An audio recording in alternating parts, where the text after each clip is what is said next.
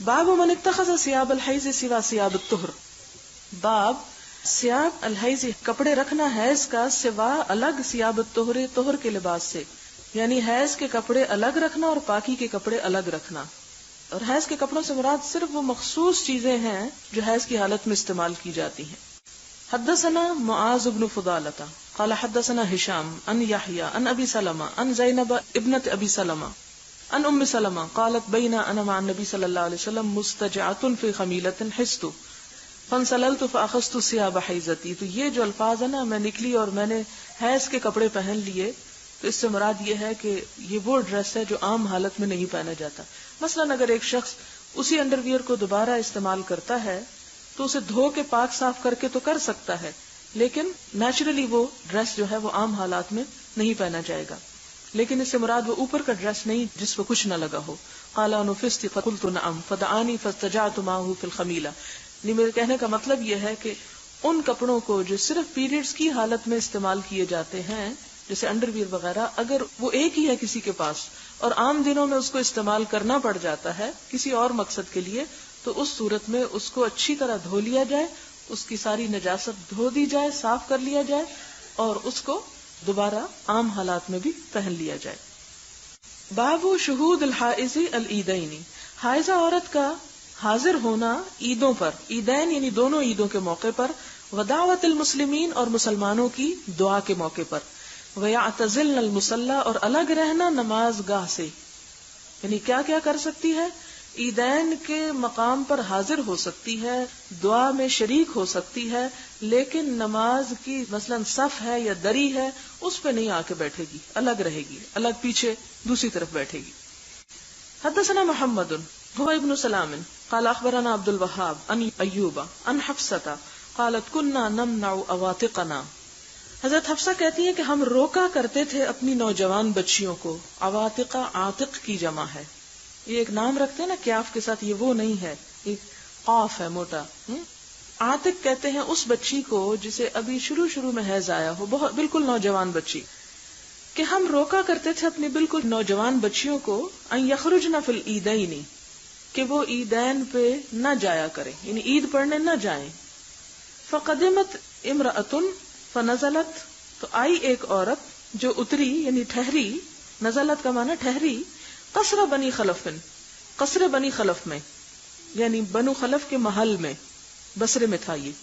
فحدثت عن اختہا، انہوں نے اپنی بہن سے ایک حدیث بیان کی، اور یہ بہن ہے ان کی ام عطیہ، اس عورت کی. وکان زوج اختہا، اور ان کے بہنوئی کن کے شوہر، ام عطیہ کے شوہر جو تھے، غزا مع نبی صلی اللہ علیہ وسلم، غزبوں میں شریک ہوئے حضور صلی اللہ علیہ وسلم کے ساتھ.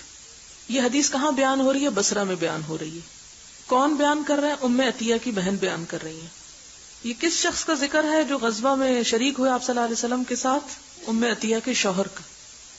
یعنی جو عورت حدیث بیان کر رہی ہے ان کے بہنوئی ہیں یہ شخص. یہ شریک ہوئے آپ صلی اللہ علیہ وسلم کے ساتھ جنگوں میں. کتنی؟ اثنتي عشرہ، 12 جنگوں میں شریک ہوئے. وکانت اختی معہ فی 6، اور 6 جنگوں میں حضرت ام عطیہ جو اس عورت کی بہن ہیں وہ بھی شریک ہوئی اپنے شوہر کے ساتھ، آپ صلی اللہ علیہ وسلم کے ساتھ.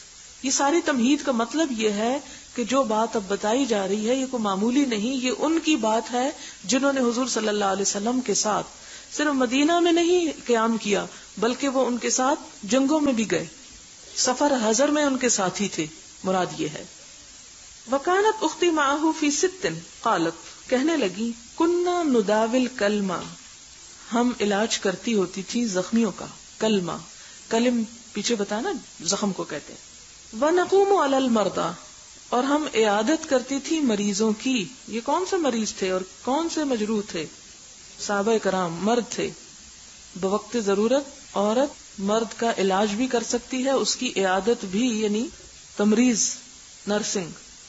لیکن اگر مرد بے روزگار ہوں تو بلا وجہ میں مردوں کی عادت کے لیے عورتوں کو مقرر نہیں کرنا چاہیے تاکہ فتنہ سے بچا جا سکے.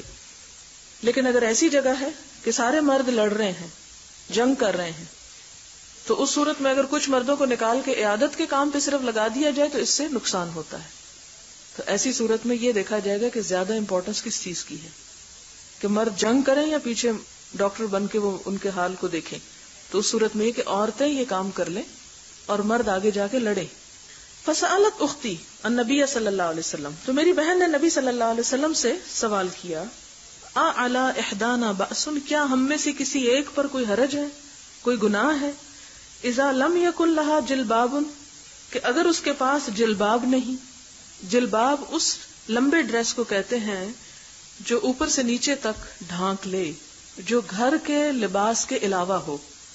یعنی بہت سے لوگ کہتے ہیں نا کہ جیسے ہم گھر میں قمیص شلوار پہنتے ہیں تو یہی کافی نہیں، ہمارا تو قمیص شلوار ڈھیلا ڈھالا ہوتا ہے، کون سی ہم جینز پہن رہے ہیں کہ ہمیں باہر جاتے ہوئے اس کو ڈھانکنا چاہیے. نہیں، جلباب جو ہے لانگ ڈریس ہے، ایسا ڈریس جو گھر کے کپڑوں کو بھی ڈھانپ لے. تو وہ کہنے لگی کہ اے اللہ کے رسول صلی اللہ علیہ وسلم، اگر ہمارے میں سے کسی کے پاس اگر جلباب نہ ہو، یعنی وہ بڑی چادر نہ ہو، اللہ تخرج، کہ وہ نہ نکلے، یعنی وہ گھر سے ہی نہ نکلے، اگر جلباب نہیں تو گھر ہی بیٹھی رہے عید کے موقع پر. قال، آپ صلی اللہ علیہ وسلم نے فرمایا، لتلبسها صاحبتها من جلبابها، چاہیے کہ پہنا دے اس کو اس کی سہیلی اپنے جلباب میں سے.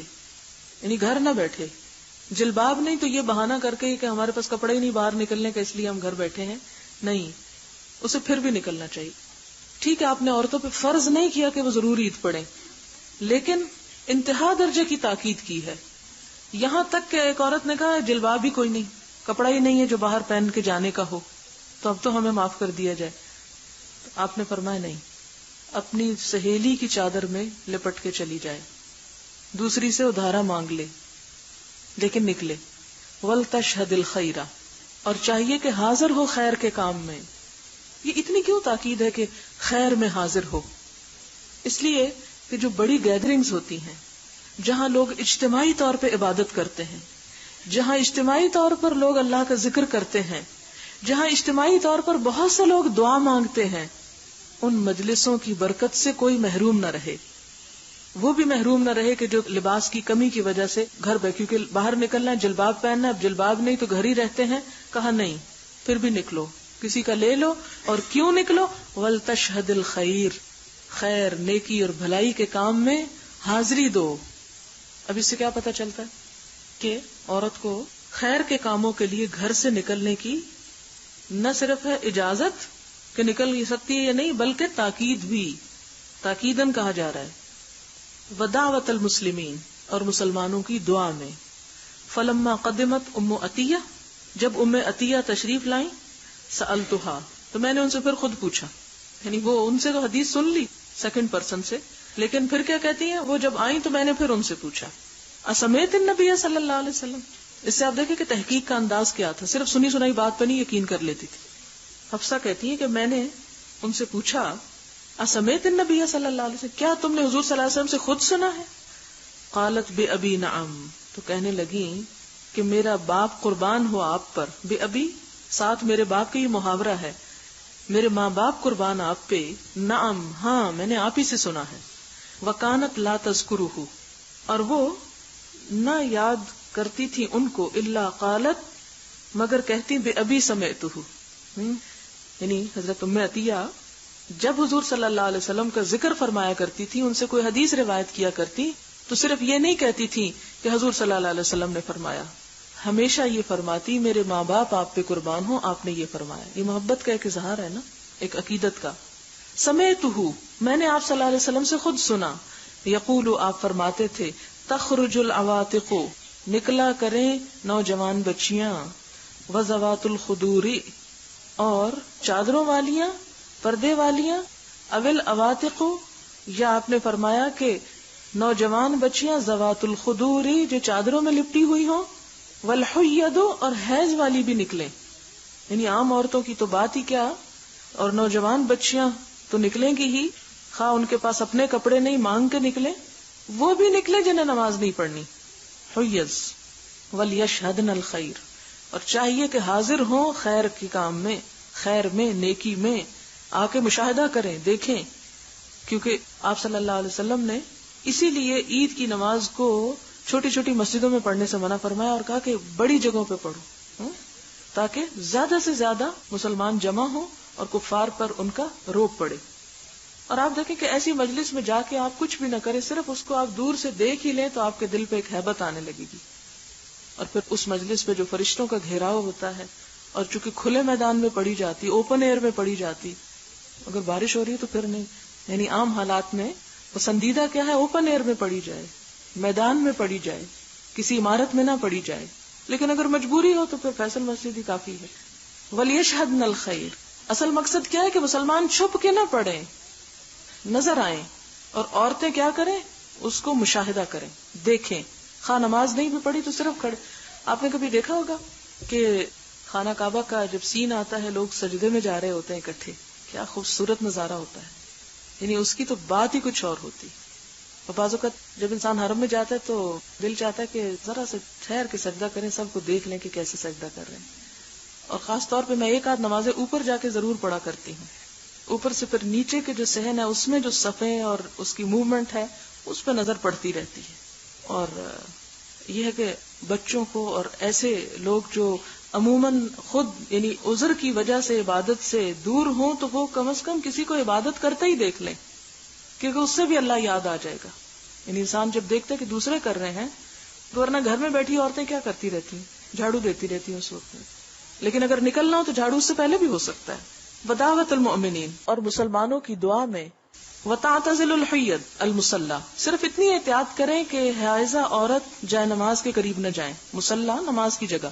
قالت حفصہ، حفصہ کہنے لگی فقلت الحیض، حیض والی عورتیں جائیں؟ بڑی حیران ہو کے کہنے لگی وہ بھی جائیں، وہ کیا کرنے جائیں؟ فقالت، تو انہوں نے جواب دیا الیس تشہد عرفۃ وکذا وکذا، کیا عورت حیض کی حالت میں میدان عرفات میں نہیں جاتی؟ وہ بھی ایک بڑا سین ہوتا ہے دیکھنے کا اور بڑا ہجوم ہوتا ہے، وہاں بھی تو جاتی ہے، حج کر رہی ہوتی ہے اس حال میں، تو اس میں جانے میں کیا حرج ہے؟ وکذا وکذا. اسی لیے ہم دیکھتے ہیں کہ خواتین جو ہیں حضور صلی اللہ علیہ وسلم کے زمانے میں آپ صلی اللہ علیہ وسلم کی مجلس میں بعض اوقات سوال کے لیے آتی تھی، مسجد میں ہٹ کے بیٹھتی تھی، جماعت کے ساتھ نماز پڑھا کرتی تھی، بیمار پرسی کے لیے نکلا کرتی تھی، جہاد میں مردوں کے ساتھ نکلتی، زخمیوں اور بیماروں کی تیمارداری کے لیے، عید کی نماز، جمعے کی نماز، نماز استسقاء میں، کسوف اور خسوف کی نماز میں، جیسے وہ پیچھے حضرت اسماء کی روایت کے جو بے ہوش ہونے لگی ہجوم سے، وہاں بھی نکلتی تھی. یعنی اجتماعی عبادات کے موقع پر عورت کا نکلنا جو ہے اس میں حرج نہیں ہے بلکہ پسندیدہ ہے.